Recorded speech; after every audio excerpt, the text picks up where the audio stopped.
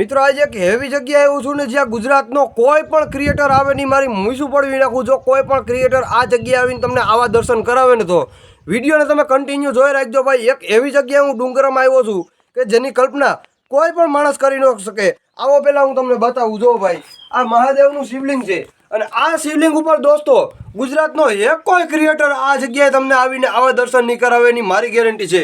તો વિડીયોને તમે કન્ટિન્યુ જોઈ રાખજો ભાઈ. અને આ જગ્યાએ અમે આવવા માટે એટલો રિસ્ક લીધો છે કે એની તો તમે વાત જ પૂછો માં.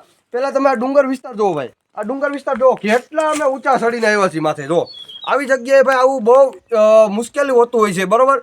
અને આ ફક્ત ને ફક્ત તમારા માટે સ્પેશિયલ અમે વિડીયો બનાવવા માટે આવડો ધક્કો ખાતા હોય છીએ. અને આવો તમને વિડીયોમાં હું બધું કન્ટિન્યુ રીતે બના રહ્યો એટલે તમને બધું ડિટેલમાં સમજાવું અને કાયદેસર રીતે તમને વ્યવસ્થિત રીતે મહાદેવની શિવલિંગ છે એના દર્શન કરાવું ભાઈ.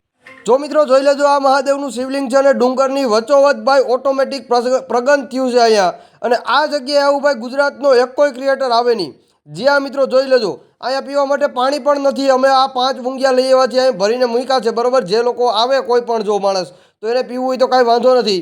અને ભાઈ જોઈ શકો છો તમે આ જગ્યાએ કાયદેસર રીતે મિત્રો સાક્ષાત મહાદેવ પ્રસન્ન થયા છે. આ જગ્યાએ જોઈ લો, કાયદેસર મોઢું દેખાય માણસનું, બે આખું વચમાં મોઢું, નાક, એવી રીતે બધું દેખાય છે. અને આ જગ્યાએ ભાઈ એવડો સાપ રહે છે કે એની કલ્પના પણ તમે કોઈ લોકો ન કરી શકો. કહેવતમાં એવું કહેવાય છે કે આ જગ્યાએ ભાઈ સાપ પોતે મહાદેવના શિવલિંગની આરતી ઉતારે છે. અને આ જગ્યાએ ભાઈ સતત ગમે એટલો દુકાળ પડી જાય, પાણીના ટીપા પડવાનું ચાલુ જ હોય ને હોય શિવલિંગ ઉપર, બરાબર છે.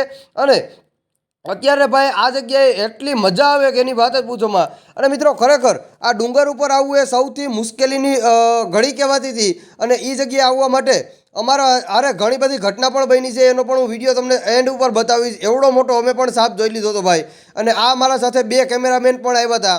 અને આ જુઓ, આ જોઈ લો ભાઈ, ભોણ જુઓ.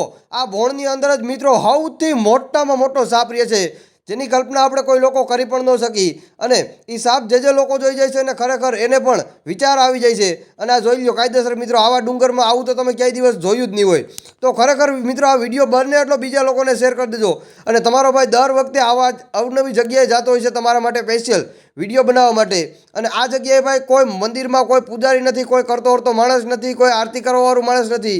એમને બધું ઓટોમેટિક જ અહીંયા થઈ જતું હોય છે, કોઈ પણ માણસ કરતું હરતું છે નહીં. અને જોઈ લો, આ જગ્યાએ સાક્ષાત સાબુતી પૂરે છે કે મહાદેવ અહીંયા રહે છે ભાઈ.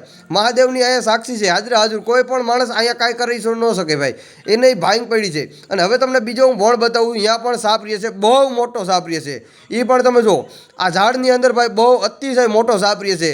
તો વિડીયો ખાસ કરીને બધા લોકોને શેર કરજો. અને વિડીયો પસંદ આવ્યો હોય તો ફટાફટ દઈને ચેનલ ઉપર નવા છો તો સબસ્ક્રાઈબ બટન મારી દેજો, જેથી કરીને આવનારા નવા વિડીયોની માહિતી તમને સૌથી પહેલાં આપણી ચેનલ ઉપર જોવા મળતી રહે. અને મળીએ એક નવા વિડીયો સાથે.